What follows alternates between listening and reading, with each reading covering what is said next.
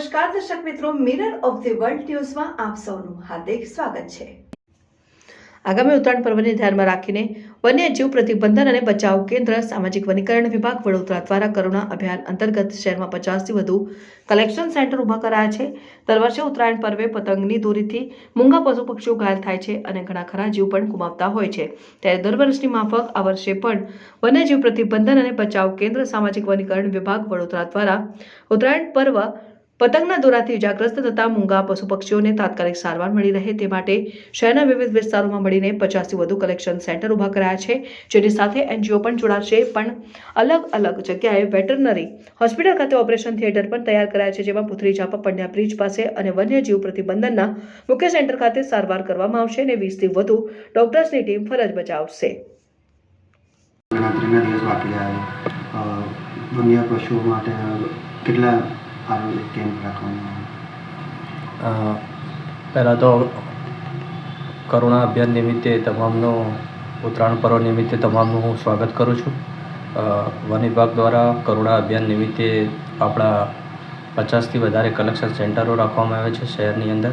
તમામ એનજીઓ આની સાથે જોડાયેલા છે, તેમજ 3 જગ્યાએ આપણા પશુ માટે વેટનરી હોસ્પિટલ ખાતે એની સારવાર કરવામાં આવશે। એમાં એક છે વેટનરી હોસ્પિટલ પુથરી ઝાપા, બીજી છે પંડ્યા બ્રિજ અને ત્રીજું છે વન વિભાગનું વન્યજીવ રેસ્ક્યુ સેન્ટર ખાતે ઓટી રાખવામાં આવે છે। 20થી વધારે ડૉક્ટરોની ટીમ આમાં જોડાશે અને તેની સારવાર કરવામાં આવશે અને 900થી વધુ વોલેન્ટિયરો આ કાર્યમાં સેવા કાર્યમાં જોડાવાના છે। લોકોને શું અપીલ કરવામાં આવશે? હું લોકોને અપીલ એ કરું છું કે આપણે પહેલું તો ચાઇનીઝ દોરાનો ઉપયોગ ન કરવો જોઈએ। બીજું કે ઘવાયેલા પક્ષીઓ જ્યારે સવારના ટાઈમે જ્યારે બહાર ચણ માટે જતા હોય છે ત્યારે સવારે 6 થી 8 દરમિયાન આપણે પતંગ ન ચગાવવા અને સાંજે 5 થી 8 દરમિયાન જ્યારે પક્ષીઓ વિહંગ કરીને પાછા પોતાના માળામાં આવતા હોય છે ત્યારે વધુ ઘાયલ થવાની શક્યતા રહેલી છે। તો હું તમામને વિનંતી કરું છું કે આપણે સલામતી સાથે આપણું સલામતી રાખીએ, સાથે સાથે વન્યજીવોની પણ સલામતી સચવાશે અને એક આનંદ અને ઉત્સવ સાથે પર્વને મનાવીએ એવી હું વિનંતી કરું છું। આપણો હેલ્પલાઇન નંબર લોકોને વન વિભાગનો વડોદરા શહેરનો નંબર છે 1800-233-2636, તેમજ આપણો મોબાઈલ પણ નંબર છે 9429588886। ત્રીજો નંબર છે 9429588883 નંબર ઉપર તમે સંપર્ક કરી શકો છો।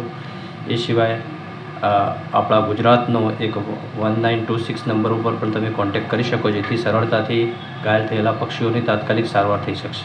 આપનો પરિચય? હું રેન્જ ફોરેસ્ટ ઓફિસર, સામાજિક વનીકરણ રેન્જ, વડોદરા।